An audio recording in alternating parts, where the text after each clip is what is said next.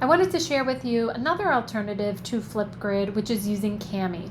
So Kami is something that we already have as a tool, and students can access this at any time, but teachers can also assign work to students through Kami. It does really work with Canvas very well, so you can use that as one of your external tools and monitor students' progress and have them submit right from there. So you can create a template like I have here, or you can do a little bit more free form. In this case, I wanted my students to put their project recording on this page, and I have a space where I want them to insert their video. So if students were coming to this, all they would need to do is come down here where it says Add Media and select that. And then they're going to come up to Camera and select that.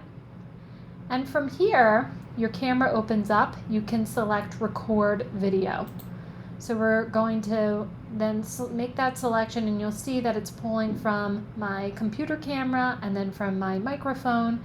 Students might have to allow this, which is totally fine, and then they will start recording. So as they're recording, they have their little timer that's going there, and then when they're finished, they just select Finish Recording.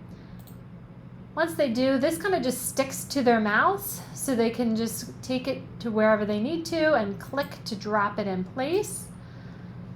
And then from here, we can resize this however we need to. So students would then submit this to you, and you can grade their responses.